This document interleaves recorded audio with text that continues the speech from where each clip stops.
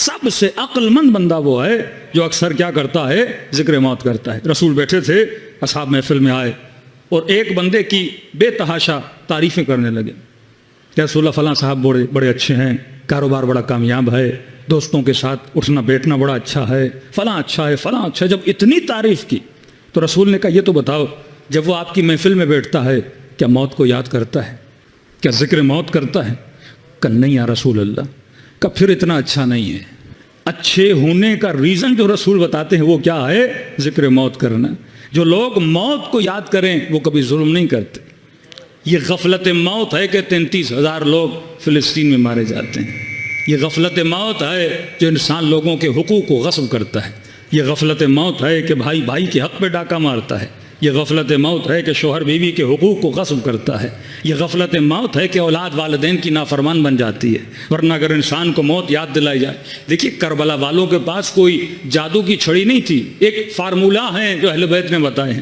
آپ اور میں اگر اس فارمولے پہ عمل کریں گے تو ہم کامیاب رہیں گے۔ امام حسین نے یہی چاہا تھا نا کہ حر کو حبیب تک پہنچایا جائے۔ اب حر حبیب جیسا کیسے بنے جب تک وہ حبیب کے فارمولہ پہ عمل نہیں کرے گا؟ جناب یوسف قرآن میں فارمولہ بتا رہے اللہ ما رحم ربی، اگر خدا رحم نہ کرتا، پھر بتا رہے ان نفس لامارۃ بالسوء، یہ نفس انسان کو گمراہ کر دیتا ہے۔ یہ فارمولے بتا رہے ہیں۔ یہی فارمولہ آپ کا بچہ کا عمل کرے، میں عمل کروں تو ہم کامیاب ہو جائیں گے۔ لیکن اسی فارمولے پہ بڑے سے بڑا عالم، بڑے سے بڑا زاہد، بڑے سے بڑا دعوے دار جو میں متقی ہوں، اگر فارمولے عمل نہیں کرے گا تو عابد برسیسا کا واقعہ آپ کے سامنے ہے۔ قارون کون ہے؟ حضرت موسیٰ کا کزن ہے، یعنی نبی خدا کا کزن ہے، لیکن دشمن حضرت موسیٰ بن گیا کیونکہ اس نے فارمولے پہ عمل نہیں کیا۔ رسول خدا کے پاس یا رسول اللہ غریب ہوں غریب ہوں غریب ہوں، نبی نے فرمایا اگر امیر ہو جاؤ تو شاید ہم سے دور ہو جاؤ۔ نہیں یا رسول اللہ میں دور نہیں ہوں گا۔ نبی نے کہا ٹھیک ہے، دعا کی مال بڑھا مال بڑھا۔ نبی کے قرب میں تھا، پھر کہا کہ مال بڑھا ہے تو باہر کوئی فارم ہاؤس بناؤں، تو باہر چلا گیا، بکریاں بڑھی۔ اب جب کہا کہ زکوٰۃ دو تو کہا کہ اتنی محنت سے میں نے کمایا، میں کیوں دوں؟ وہ فارمولہ جو بیسک خدا نے بتایا تھا کہ تعلقات میں اس نے گھر نہ جانا کہ یہ تعلقات تجھے تباہ و برباد کر دیں، کہ دنیا میں رہو لیکن اس طرح نہ رہو کہ یہ دنیا تجھے خدا سے کیا کر دے؟ غافل کر دے۔ مسافر ہو، کپڑے آج پہنے میلے ہو گئے، بدن سے اتار دو۔ اب بندہ کہے میں نے کپڑے اتارنے نہیں ہیں، مجھے کپڑوں سے بڑا عشق ہے، تو یہی کپڑے اس کے وبال جان بن جائیں گے۔ فرمایا اولاد سے اتنی محبت نہ کرنا۔ تبھی فرمایا جب سکرات الموت کا وقت آتا ہے تو انسان سب سے پہلے، یہ وہ وقت ہے جہاں پہ شیطان اسے اللہ کے قریب نہیں جانے دیتا۔ فرمایا سب سے زیادہ کوشش کرتا ہے کہ اس کے ایمان کو لوٹا جائے۔ پوچھا معصوم کس چیز کے ذریعے اس کے ایمان کو لوٹتا ہے؟ فرمایا اس کے تعلقات کے ذریعے۔ سب سے زیادہ جس چیز سے اس نے دنیا میں محبت کی ہے اسی چیز کے ذریعے اس کو کیا کرے گا؟ گمراہ کرے گا۔ اور فرمایا اعمال کو جس طرح مجسم کیا جاتا ہے، مثلا بیٹے سے بہت زیادہ محبت تھی، شیطان اس کے سامنے عالم مثال میں اس کا بیٹا لائے گا، اس کے گلے پہ چھری رکھے گا، کہے گا میری بات مانو ورنہ تیرے بیٹے کے گلے کو کیا کر دوں گا؟ کاٹ دوں گا۔ کلمہ پڑھو گے تو تیرا بیٹا کٹ جائے گا۔ بہت بڑے ایک عابد تھے، کہتے ہیں جب سکرات کا وقت آیا تو بچے بار بار کہہ رہے ہیں اپنے باپ کو کہ بابا کلمہ پڑھو، لیکن کہہ رہے ہیں گویا اس کی زبان پہ قفل لگ گیا، یہ کلمہ نہیں پڑھ رہا۔ اور جب اس کی حالت بحال ہوئی تو اس سے پوچھا کہ ہم آپ کو اتنا کہہ رہے تھے کلمہ پڑھو کلمہ پڑھو کلمہ پڑھو، آپ کلمہ کیوں نہیں پڑھ رہے تھے؟ تو اس بندے خدا نے اپنی زندگی میں ایک سب سے مہنگا قالیچہ لیا تھا، بہت مہنگا تھا، اور اس نے اپنے صندوق میں وہ چھپا کے رکھا تھا۔ ہر انسان کو کسی نہ کسی چیز سے محبت ہوتی، کسی کو گاڑی سے بہت زیادہ محبت ہے، بچے کو کھلونوں سے زیادہ محبت ہے، کسی کو اپنے چھوٹے بچے سے زیادہ محبت ہے۔ تو اس نے وہ قالیچہ چھپا کے رکھا تھا اور کہا کہ جب تم کہتے تھے کلمہ پڑھو تو میں نے دیکھا کوئی شخص کریہ الوجہ میرے سامنے کھڑا ہے اور کہتا ہے کلمہ پڑھو گے تیرے قالیچے کو آگ لگا دوں گا۔ اب قالیچے سے اتنی محبت تھی لہٰذا میں کلمہ نہیں پڑھ رہا تھا۔ اسی طرح اگر بیٹے سے محبت ہے تو بیٹے کو سامنے لایا جائے گا۔ یہ جتنی محبتیں ہیں یہ انسان کے سامنے آتی ہیں۔ حدیث معصوم ہے، فرمایا جب سکرات کا وقت آتا ہے تمہارے زندگی میں جو محبتیں تھیں، ایموشنز تھے، اس کو اللہ کیا عطا کرتا ہے؟ جسم عطا کرتا ہے۔ فرمایا سب سے پہلے ایک جسم آئے گا تمہارے سامنے، تم اس سے پوچھو گے کہ بتاؤ تم کون ہو؟ میں مرنے والا ہوں، کہاں تک میرا ساتھ دو گے؟ تو آواز آئے گی کہ میں تمہاری اولاد ہوں۔ مطلب اولاد کی محبت کو خدا جسم دے گا، کہے گی میں تمہاری اولاد ہوں۔ پھر یہ جو مرنے والا شخص سے پوچھے گا کہاں تک میرے ساتھ چلو گے؟ تو یہ آواز دے کر کہے گی کہ بابا ہم صرف قبر تک آپ کے ساتھ ہیں، اس سے زیادہ ہم آگے نہیں چل سکتے۔ فرمایا پھر ایک اور جسم آئے گا، پوچھے گا کہ تم کون ہو؟ آواز آئے گی میں وہ تمہارا محنت میں جمع کیا ہوا مال ہوں، آج تمہاری مدد کرنے آیا ہوں۔ پوچھے گا اے میرے مال کہاں تک میرے ساتھ چلو گے، کتنی میری مدد کرو گے؟ یہ مال کہے گا کہ میں اتنی مدد کر سکتا ہوں، آپ کے لیے کفن کا بندوبست کر دوں گا، آپ کے لیے تابوت کا بندوبست کر دوں گا، آپ کے لیے قبر کن کا بندوبست کر لوں گا، کسی کراچی کی اچھی جگہ پہ قبر آپ کے لیے خرید سکتا ہوں، اتنا ساتھ میں آپ کا دے سکتا ہوں۔ اولاد کہے گی قبر تک، مال کہے گا ساز و سامان خرید سکتا ہوں۔ فرماتے ہیں ایک تیسرا جسم آئے گا، اس کو کہے گا کہ تم کون ہو؟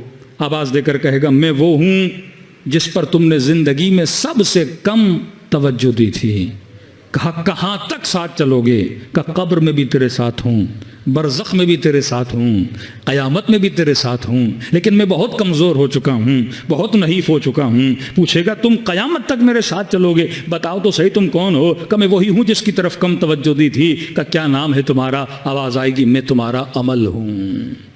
تم نے سب سے زیادہ جس چیز پہ کم توجہ دی تھی وہ اپنی عمل کی طرف کم توجہ دی تھی۔ یہ بتاؤ نماز کے اوپر کتنا فوکس کیا تھا، نماز شب کے اوپر کتنا فوکس کیا تھا، قرآن کی تلاوت دن میں تم نے کتنی بار کی تھی، اپنے وقت کے امام سے کتنی بار تم نے باتیں کی تھی، اپنے رب عالمین سے کتنی دیر باتیں کی تھی۔ حاسبو قبل ان تحاسبو، اس سے پہلے کہ تمہارا حساب و کتاب کیا جائے بتا تم نے اپنا حساب و کتاب کتنا دیا تھا۔ آیت اللہ العظمہ دستغیر دونہان کبیرہ میں فرماتے ہیں اگر ہر انسان یہ 40 فارمولے یاد کر لے کہ یہ وہ فارمولے ہیں جو میری زندگی کو تباہ کرتے ہیں، مفاتیح جنان پڑھ لے یہ وہ فارمولے ہیں جو جنت کی کنجیاں بنتی ہیں، 24 گھنٹے میں انسان تھوڑی کیلکولیشن کرے کہ واقعا میں نے آج کتنی جنت کمائی ہے اور کتنی جہنم کمائی ہے، یہ وہی انسان ہے جو اپنا عمل بناتا ہے۔ تو فرمایا اولاد قبر تک چلے گی، بیوی مرنے کے بعد ہی طلاق ہو جاتی ہے، پیسہ صرف قبر تک کام آتا ہے، لیکن جو چیز ہمیشہ تمہارے ساتھ رہتی ہے وہ تمہارا عمل ہے۔ یہ 1 گھنٹہ جو مجلس امام حسین میں آئے ہو یہ کئی کروڑوں گھنٹے بن کے عالم برزخ میں تمہاری مدد کریں گے۔ اور ایسے نہیں فرمایا، فرمایا موت ایک ایسا راستہ ہے، موت مایوسی کا نام نہیں ہے، موت انسان کے لیے مایوس تو وہ ہو جس کے ذہن میں یہ تصور ہو کہ زندگی دی اینڈ ہو گئی۔ ہمارے یہاں اینڈنگ کا تصور نہیں ہے، ہمارے یہاں موت ایک مرحلہ ہے جس کو انسان طے کرتا ہے۔ اور عالم برزخ میں اگر نیک ہوگا تو امیر المومنین کی زیارت ہوگی، رسول خدا کی زیارت ہوگی، اپنے احباب و اقربا کی زیارت ہوگی، شہداء کی محفل میں جائے گا۔ تبھی فرمایا مومن کی موت سے کبھی مایوس نہیں ہوتا، کیونکہ مومن کے لیے موت نہیں ہے بلکہ اہل بیت کی زیارت کا پیغام ہے۔ صلوات پڑھے محمد و آل محمد۔ لیکن اب 5 منٹ کے لیے ذرا سوچیں کہ واقعاً یہ موت ہمیں اتنا مایوس کیوں کر دیتی ہے۔ 3 طرح کے لوگ ہیں جو موت کو فیس کرتے ہیں۔ پہلا وہ جو موت کو دیکھ کے، میں نے کہا نا دیندار بے دین لا دین کوئی بھی طبقہ ہو، پتہ تو ہے موت آنی ہے، لیکن جب پتہ ہے موت آنی ہے تو موت کو دیکھ کے ان کا ریئیکشن کیا ہوتا ہے؟ جنازوں میں تو وہ بھی جاتے ہیں کہ سیاستدانوں کے جنازے نہیں ہوتے، کہ جنرل کرنل کے جنازے نہیں ہوتے، سب کے جنازے ہوتے ہیں نا۔ لیکن یہ جو جنازوں میں بھی آتے ہیں جن کو پتہ ہے کہ یہ جناب جو تخت پہ بیٹھا تھا، اتنا ظلم کیا تھا، پورا ملک کو لوٹ کے چلا گیا، یہ بھی تو قبر میں چلا گیا نا، لیکن وہی جنازوں میں آنے کے بعد بیدار کیوں نہیں ہوتے؟ تو موت کو دیکھ کر 3 طرح کے ریئیکشن ہوتے ہیں۔ ایک بندہ جب موت کو دیکھتا ہے وہ دیکھ کر اندیکھی کر دیتا ہے، یعنی پتہ ہے آنی ہے لیکن کہتا ہے دیکھا جائے گا جب آئے گی۔ ایک تو یہ۔ دوسرا بندہ وہ جو موت کو دیکھتا ہے اور اتنا دیکھتا ہے کہ یہ دنیا میں بھی مایوس ہو جاتا ہے، یعنی موت کی سوچ اس کی زندگی کو تاریک بنا دیتی ہے۔ اب وہ جس نے موت کو دیکھ کر اندیکھی کیا، کم از کم اس نے دنیا کے مزے تو لیے۔ مطلب غفلت بھی تو انسان کو خوش رکھتی ہے نا۔ انگریز شراب کیوں پیتے ہیں؟ وہ جتنا ٹینشن اور برڈن ہوتا ہے شراب پینے سے وہ غافل ہو جاتے ہیں، اور جتنی دیر غافل لیتے ہیں اتنی دیر وہ خوش رہتے ہیں۔ مطلب اس کو کینسر ہے لیکن اب کینسر سے غافل کیسے وہ نشہ کر دیتا ہے، اب نشے میں وہ غفلت میں سو رہا ہے۔ یہ جتنے نشائی پلوں کے نیچے سوتے ہیں نا وہ آپ سے زیادہ خوش رہتے ہیں۔ پڑھا لکھا آدمی آفس میں کام کر رہا ہے، اچھی گاڑی میں بیٹھا ہے لیکن لاکھ ٹینشن اس کے، لیکن یہ روڈ پہ سو رہا ہے، 1 نمبر کا نشائی آدمی ہے، لیکن آپ دیکھو گے ہنس رہا ہے، خوش بیٹھا ہوا ہے، اسے کوئی پرواہ نہیں کہ گرمی ہے سردی ہے، ملک کے الیکشن کا کیا ہو رہا ہے، ملک کا کیا ہوگا، بجٹ کا کیا ہوگا، اس کا کیا جائے، کیونکہ نشے نے اسے کیا کر دیا؟ غافل کر دیا۔ ابن سعد امام حسین کو مارنے کے لیے آ رہا ہے لیکن سکون کے ساتھ بیٹھا ہوا ہے۔ یہ سکون غفلت والا سکون ہے، یہ وہ سکون نہیں جو خدا رسول گرامی کو دیتا ہے۔ سکون تب رہتا ہے کہ جب بندہ بیدار ہو اور سکون میں ہو. آپ جو سائیکٹرسٹ ڈاکٹرز ہیں، جب آپ کو زیادہ ڈپریشن، بیماری، انزائٹی، پینکس آتے ہیں تو وہ کیا کرتے ہیں؟ نیند کی گولی دے دیتے ہیں. یہ بھی ایک طرح کا نشہ ہے نا، کہ بندہ بیدار رہے گا کہیں اس کے دماغ کی نسیں نہ پھٹ جائیں. تو کہا کہ یہ گولی کھلا دو، گولی کھائے گا نیند آئے گی. تو نیند کیا ہے؟ غفلت ہے. تو 8 گھنٹے سوئے گا تو 8 گھنٹہ ٹینشن اس کا کیا ہوگا؟ انکریز نہیں ہوگا، ڈیکریز ہو جائے گا. 8 گھنٹہ اس ٹینشن کو بھول جائے گا. تو غفلت، شراب اسی لیے پی جاتی ہے تاکہ انسان کیا ہو جائے؟ غافل ہو جائے. اب سوال یہ ہے کہ ایک مومن جب ٹینشن میں آتا ہے وہ کیا کرے؟ نشہ حرام، شراب حرام، غلط جگہوں پہ جانا حرام. یہ خود کو کس طرح سکون میں لائے؟ تو کہا الا بذکر اللہ تطمئن القلوب. اللہم صلی علی محمد. کیا آپ نے فیل نہیں کیا کہ دنیا کے ٹینشن ہوتے ہیں لیکن جب انسان حرم حسین میں جاتا ہے کتنا ریلیکس ہو جاتا ہے؟ یہ جو ایران میں، مشہد میں، نجف میں رہتے ہیں، آپ ان سے پوچھئے، ہم نے تو لمبا عرصہ گزارا، کہ جب بھی پریشانی ہو حرم معصوم میں جاؤ تو انسان ریلیکس ہو جاتا ہے. ہاں، خود رونا انسان کو ریلیکس کرتا ہے. جو لوگ متواتر دعائے کمیل میں شرکت کرتے ہیں، 1 گھنٹہ 1.5 گھنٹہ دعائے کمیل میں بیٹھنے کے بعد انسان کا گویا بوجھ کیا ہو جاتا ہے؟ ہلکا ہو جاتا ہے. محرم کے دنوں میں لوگوں کا اسٹریس ختم ہو جاتا ہے، لوگوں کے ڈپریشنز ختم ہو جاتے ہیں، کیونکہ خود غم حسین میں رونا انسان کے وجود کے اندر کے ٹینشن کو کیا کرتا ہے؟ نکال دیتا ہے. اب فرمایا رو بھی تو اس محبت کے لیے رو جو جائز محبت ہے. تو اللہ نے اس جسم کے اندر جو پرابلمز ہوتی ہیں خدا نے بھی اس کا وے آؤٹ بتایا ہے، شیطان نے بھی اس کا وے آؤٹ بتایا ہے، لیکن وہ ناجائز طریقہ بتاتا ہے، اللہ جائز طریقہ بتاتا ہے. تو پہلا وہ طبقہ جو موت کو دیکھ کر اندیکھا کر دیتا ہے، کم از کم اس انسان کی جو دنیا ہے وہ مزے میں گزرتی ہے. دوسرا وہ طبقہ ہے جو اتنا ذکر موت کے اندر داخل ہو جاتا ہے اس کی دنیا کی زندگی بھی کیا ہو جاتی ہے؟ تاریک ہو جاتی ہے. جاب پہ کیوں جاؤں؟ میں تو مر جاؤں گا. کماؤں کیوں؟ میں تو مر جاؤں گا. بچوں کا، اولاد کا، گھر کا کیوں سوچوں؟ میں نے تو مر جانا ہے. مطلب 24 گھنٹہ یہ اسی ڈپریشن میں رہتا ہے کہ میں مر جاؤں گا، لہٰذا میں کیا کروں. تو مطلب اس کی نہ آخرت رہتی ہے نہ دنیا رہتی ہے. خسران دنیا اور خسران آخرت. جیسے بعض شکی لوگ ہوتے ہیں، جیسے بعض وہم میں مبتلا لوگ ہوتے ہیں، یعنی 24 گھنٹہ جناب موت کا سوچ رہا ہے، اب لہٰذا دنیا میں مزہ نہیں آئے گا، ہوٹل پہ جائے گا کھانا کھانے میں مزہ نہیں آئے گا، 4 لوگوں کے ساتھ بیٹھے گا بات کرنے میں مزہ نہیں آئے گا. فرمایا تیسرا طبقہ ہے مومنوں کا طبقہ. یہ موت کو دیکھتے ہیں، اس کی حقیقت کو ایکسپٹ کرتے ہیں اور سمجھتے ہیں کہ موت ایک مرحلہ ہے جو ہر انسان پہ آنا ہے. آج والد گیا کل میں جاؤں گا، آج بھائی گیا کل دوسرا بھائی چلا جائے گا، بیوی بھی یہ سوچے ایک دن شوہر چلا جائے گا، اولاد بھی یہ سوچے کہ ایک دن باپ چلا جائے گا. موت ایک مرحلہ ہے، موت اینڈنگ کا نام نہیں، ایک مرحلہ ہے. فرمایا یہاں پر من ثقلت موازینہ فہو فی عیشۃ راضیہ. دنیا کے حکمران عیاشیاں کرتے ہیں، مالدار لوگ عیاشیاں کرتے ہیں، اللہ کی نافرمانیاں کرتے ہیں. فرمایا میں نے بھی تمہارے لیے عیش کا بندوبست کیا، میں نے بھی تمہارے لیے عیاشی کا، عیش کا مطلب ایسا کام جس میں انسان کو لذت آئے. فرمایا من ثقلت موازینہ، جس کا وزن وہاں پہ زیادہ ہوگا. کس کا وزن؟ عمل کا وزن وہاں پہ زیادہ ہوگا. فہم فی عیشۃ راضیہ. کیا کمال کا جملہ اللہ نے کہہ دیا. وہ عیش کرے گا لیکن ایسا عیش جس عیش میں وہ راضی رہے گا. یہاں کے نشئی اور شرابی جب عیش کرتے ہیں اور آپ جب ہوش میں آتے ہیں پوچھو کہ آپ اس کام سے راضی ہو، کہے گا نہیں میں خود بیدار ہوں لیکن عادت سے مجبور ہوں. گنہگار جب گناہ کرتا ہے تو اینڈ میں اس کو ایک گلٹ فیل ہوتا ہے کہ میں نے یہ گناہ کیوں کیا. وہ تنگ ہوتا ہے اپنی عادت سے لیکن مجبور ہوتا ہے اس عادت کی وجہ سے. لیکن اللہ کہتا نہیں، جنت میں وہ عیش کراؤں گا جس عیش سے تو بھی راضی ہوگا، تیرا رب بھی راضی ہوگا. ہاں. لیکن فرمایا من خفت موازینہ فأمہ ہاویہ. لیکن جس کا وزن وہاں کم ہوگا پھر وائے ہے اس بندے پر. میں چھوٹی سی مثال دیتا ہوں. جن لوگوں نے 40 کا سفر کیا، آپ نجف سے پیدل کربلا جاتے ہو، پتہ نہیں 60-70 کلومیٹر یا کتنا فاصلہ ہے.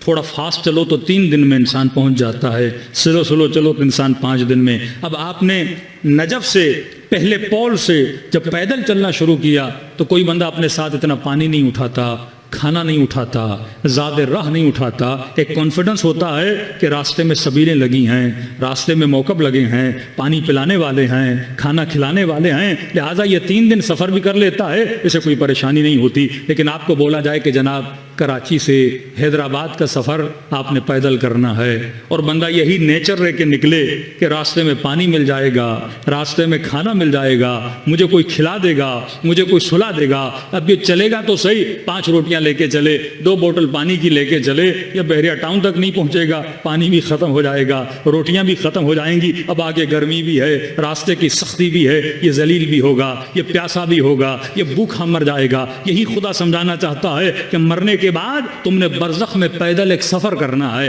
اگر اس سفر کے لیے زاد راہ نہیں ہے تو ذلیل ہو جاؤ گے، خار ہو جاؤ گے، خفت میں مارے جاؤ گے۔ فرمایا لیکن اگر تمہارے پاس سفر زاد راہ موجود ہے تو پھر پریشانی کی ضرورت نہیں ہے۔ جس طرح 40 کے سفر میں عزاداروں کا موکب لگا ہوا ہے، اسی طرح برزخ کے سفر میں تمہارے عمل کے موکب ہونے چاہیے۔ اگر عمل کا موکب اور سبیل لگا ہے تجھے کبھی پیاس سے موت نہیں آئے گی، لیکن گنہگار جب وہاں پیاسا ہوگا تو فرمایا زقوم کھلایا جائے گا، فرمایا حمیم کھلایا جائے گا۔ وہ جو اس کا گندا عمل ہے وہ پانی بن کے آئے گا لیکن گرم پانی ہوگا، وہ جو اس کا گندا عمل ہے وہ کانٹے دار غذا بن کے آئے گی، اس کے گلے کو چیر کے پھاڑ دے گی۔ لیکن فرمایا جو مومن ہوگا اور عمل کے ساتھ آئے گا اسے آب کوثر سے نوازا جائے گا، اسے صحبت امیر المومنین سے نوازا جائے گا۔ تبھی فرمایا کسی عالم کو جب بیٹے نے خواب میں دیکھا کہ بابا اگر دنیا واپس بلائے اور زندگی میں ایک کام کرنے کے لیے بولا جائے بتاؤ آپ کون سا کام کرو گے؟ کہ میرے لال اگر واپسی ہو تو اسے ایک دن میں ایک ہی عمل انجام دوں گا،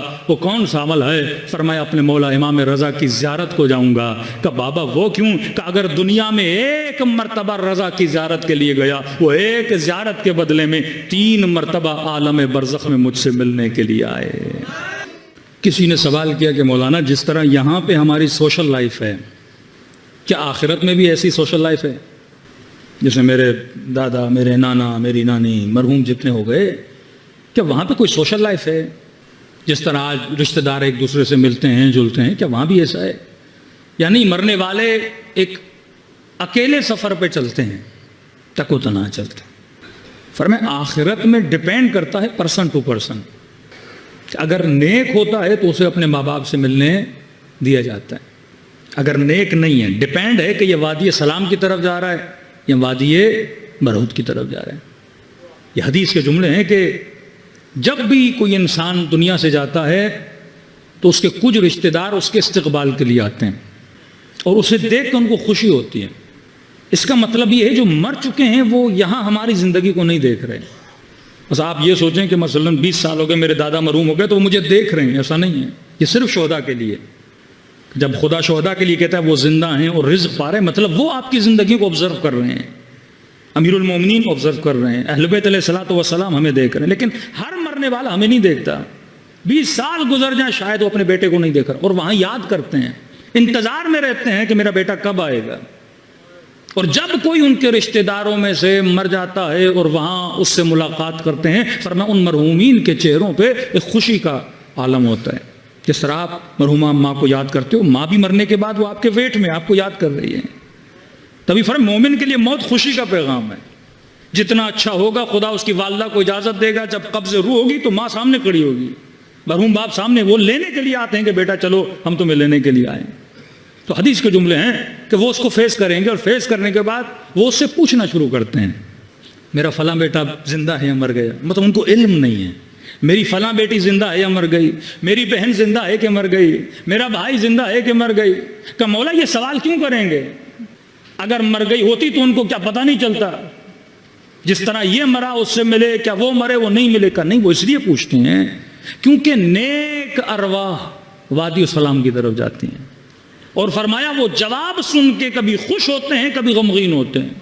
کہ مولا خوش کب ہوتے ہیں؟ کہ جب وہ یہ سنتے ہیں کہ نہیں ابھی تک مرا نہیں، زندہ ہے، تو خوشی ہوتی ہے، مطلب ابھی نہیں مرا، ملاقات کی امید ہے۔ لیکن فرمایا وہ غمگین ہوتے ہیں۔ کہ مولا کب؟ فرمایا جب وہ یہ سنتے ہیں فلاں آپ کی بہن، فلاں آپ کا بھائی، فلاں آپ کا بیٹا یا آپ کی بیوی مر چکی ہے تو مایوس ہو جاتے ہیں کہ مولا مایوس کیوں ہوتے ہیں؟ مایوس اس لیے ہوتے ہیں کیونکہ اگر مر چکا ہے تو ہم سے ملاقات نہیں ہوئی، ہم سے ملاقات نہیں ہوئی، اس کا مطلب وہ وادی السلام کی طرف نہیں آیا، وادی برہوت کی طرف چلا گیا ہے۔ تو فرمائے وہاں ڈیپینڈ کرتا ہے۔ دوسرا سوال، کیا مرنے والے جب چاہیں مرے ہوئے لوگوں سے مل سکتے ہیں؟ مطلب ماں باپ کا استقبال تو ہو گیا کہ یہ ہمیشہ ماں باپ کے ساتھ رہے گا۔ یہاں ایک مولائی اہل بیت کا چاہنے والا یہ کہے کہ مولانا میں مر جاؤں گا تو کیا وہاں پر 24 آورز اویلیبل ہوں کہ اہل بیت سے ملاقات کروں، شہداء سے ملاقات کروں، زہداء سے ملاقات کروں؟ ہم مر گئے اور وہاں پہ مثلاً اہل بیت سے ملاقات کرنی ہو تو کیا ہم جب چاہیں ملاقات کر سکتے ہیں؟ جس طرح دنیا میں جس کے پاس پیسے ہوں، اویلیبلٹی ہو، توفیق خدا بندی ہو، جب چاہے کربلا چلا جائے، جب دل کیا مجلس میں آ گئے، جب دل کیا مصلے پہ بیٹھ گئے؟ کیا وہاں بھی ایسا ہی ہے؟ کیونکہ اہل بیت تو سارے وہاں موجود ہیں۔ اب ہر مرنے والا جب چاہے رسول سے ملے، حضرت آدم سے ملے، حضرت ابراہیم سے ملے، شہداء کربلا سے ملے؟ فرمایا ایسا نہیں ہے۔ فرمایا وہاں پہ 2 کنڈیشنز ہیں۔ ایک کنڈیشن، جو اوپر والے درجے پر ہیں وہ جب چاہیں نیچے والوں سے مل سکتے ہیں۔ مطلب حبیب ابن مظاہر ایک خاص منزلت پر ہے۔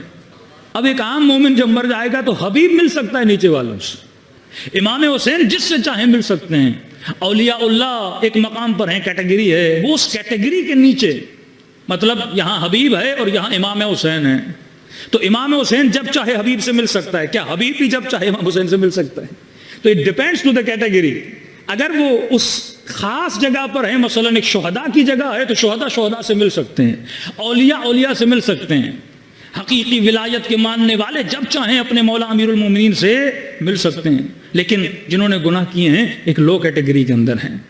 فرمایا نیچے والے جب چاہیں تو اوپر والوں سے نہیں مل سکتے، لیکن اوپر والے جب چاہیں نیچے والوں سے مل سکتے ہیں۔ نیچے والے دعا کر سکتے ہیں، استدعا کر سکتے ہیں، یہ مرضی امام حسین کی ہے، مرضی حبیب ابن مظاہر کی ہے، مرضی امیر المومنین کی، وہ جب چاہیں ملیں۔ اب آپ کے دادا کو دیکھا جائے گا، اگر وہ اتنا نیک ہے، اوپر والی کیٹیگری میں ہے، وہ جب چاہے آپ سے مل سکتے ہیں، لیکن اگر آپ نیک نہیں ہو، آپ جب چاہو ان سے مل نہیں سکتے۔ صلوات پڑھے محمد و آل محمد۔ تیسرا سوال، کیا عالم برزخ میں رہنے والے جب چاہیں دنیا میں آ سکتے ہیں یا کب آتے ہیں؟ میرا مرحوم باپ، میری مرحومہ مثلاً والدہ، یہ جتنے مرحومین ہیں، کیا وہ جب چاہیں بیٹے کے گھر میں آئیں؟ فرمایا صرف کچھ احادیث ملتی ہیں اس ٹاپک میں کہ وہ مومنین جن کی ارواح نیک ہیں انہیں صرف اور صرف شب جمعہ اجازت ملتی ہے دنیا میں آنے کی، وہ بھی دنیا میں آ کر رشتہ داروں سے ملنے کے لیے نہیں آتے۔ کہا کس سے ملنے کے لیے آتے ہیں؟ کہ ساری ارواح نجف کے وادی السلام میں آتی ہیں اور امیر المومنین سے علم حاصل کرنے کے لیے آتی ہیں۔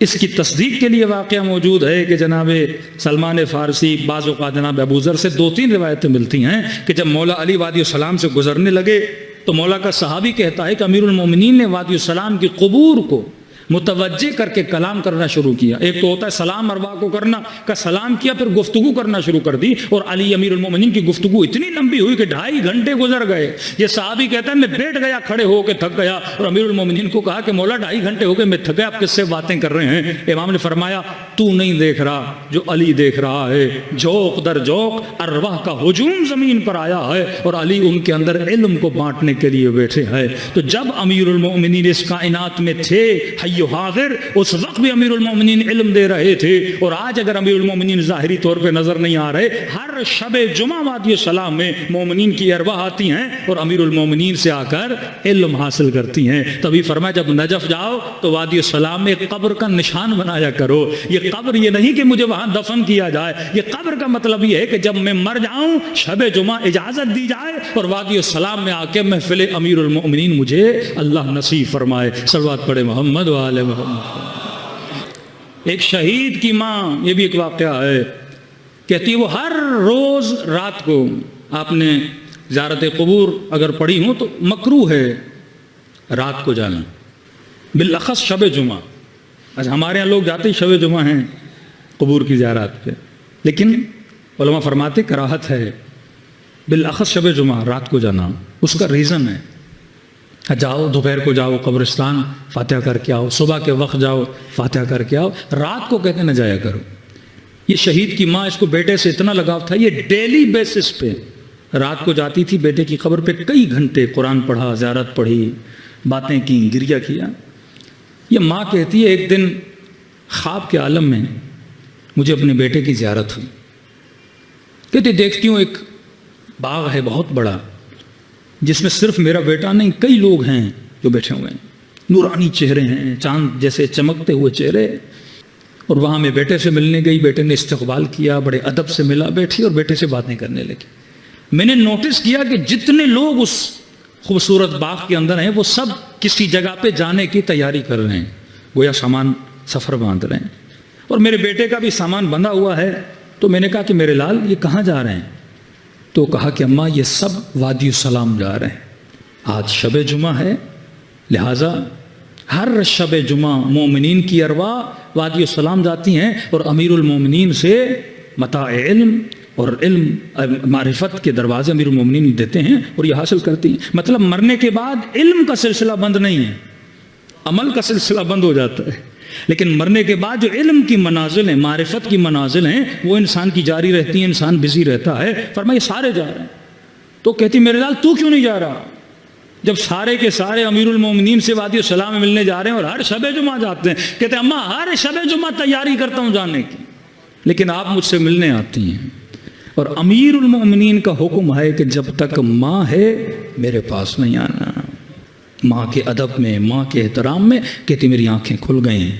اس دن کے بعد کہتی ہے میں شب جمعہ بیٹے کی قبر پہ نہیں گئی، کہنے لگی میں اسے علی کی ملاقات سے روکوں گی نہیں، جب بھی جاتی تھی یا دوپہر کو جاتی تھی یا صبح کو جاتی تھی۔ تو مرنے کے بعد مرنا ایک مرحلہ ہے جس سے انسان گزرتا ہے، اور گزرنے کے بعد اگر انسان نیکیاں کرتا ہے تو کبھی وہ مایوس نہیں ہوتا، کبھی بڑھاپے میں ڈپریشن میں نہیں جاتا اگر اس کا عمل اچھا ہو۔ آیت اللہ العظمیٰ شیرازی سے پوچھا گیا، شاگردوں نے کہا قبلہ یہ بتائیے اگر آپ کو پتہ چلے کہ ایک ہفتے میں آپ کی موت ہو جائے گی، اس ایک ہفتے میں آپ کون سے خاص اعمال انجام دیں گے؟ جیسے ہمیں پتہ چلے موت قریب ہے، ظاہر بندہ زیادہ نمازی بن جائے گا، نماز شب کا پابند بن جائے گا، جھوٹ نہیں بولے گا، تہمت نہیں لگائے گا، گالیاں نہیں دے گا، غیبتیں نہیں سنے گا، جتنا ہو سکے وہ نیک ہونے کی کوشش کرے گا۔ اب آغا شیرازی سے پوچھ رہے، شیرازی کبیر سے، کہ یہ بتائیے کہ اگر آپ کو پتہ چلے کہ ایک ہفتہ زندگی کا باقی ہے تو آپ کیا کریں گے؟ آغا شیرازی نے ایک ہی جملہ مسکرا کر کہا میرے لال میں وہی کروں گا جو آج تک کرتا ہوا آیا ہوں۔ یہ مومن کی نشانی ہے۔ کہتے ہیں میں ایک ہفتے کا کیوں سوچوں؟ جب سے اللہ نے شعور دیا میں لمحہ بلمحہ موت کے انتظار میں رہتا ہوں۔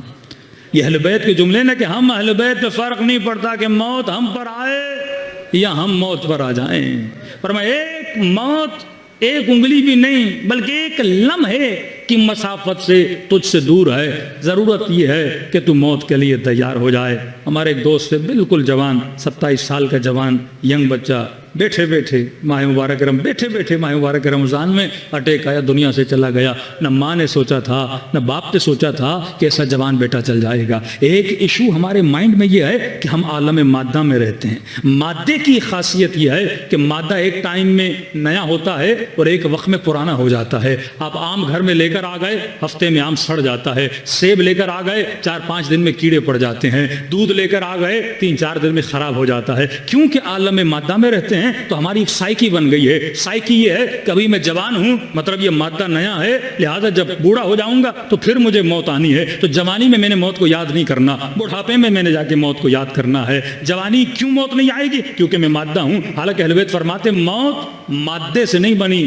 موت عالم تجردات سے بنی ہے۔ تب بھی خدا جوان کو موت دے کے پیغام دیتا ہے، کبھی یہ نہ سوچنا کہ موت صرف بوڑھوں کے لیے ہے۔ موت بچے کو بھی آ سکتی ہے، موت جوان کو بھی آ سکتی ہے، موت بوڑھے کو بھی آ سکتی ہے۔ اس کا مطلب یہ ہے کہ لمحہ بلمحہ انسان کو موت کے لیے تیار رہنا ہے۔ تو جو زندگی بیداری میں گزرتی ہے وہ ایمان والی زندگی ہے۔ جو زندگی غفلت میں چلی جاتی ہے، نہ ہم نے اتنا موت کو سیریس لینا ہے کہ گویا ہم دنیا کی زندگی کو بھول جائیں، بس یہ سوچنا ہے موت ایک مرحلہ ہے، جب اس نے آنا ہے یہ آ جائے گی۔ میں نے صرف اس موت کے لیے کیا رکھنا ہے؟ اپنے وجود کو تیار رکھنا ہے۔ یعنی اگر 10 منٹ کے بعد ملک الموت کہے کہ جناب تیار ہو جاؤ، ہم نے آخرت کے سفر کے لیے جانا ہے، مجھے یہ نہ کہنا پڑے کہ ملک الموت مجھے 1 دن کی مہلت دو، نہیں، میں 10 منٹ میں تیار ہو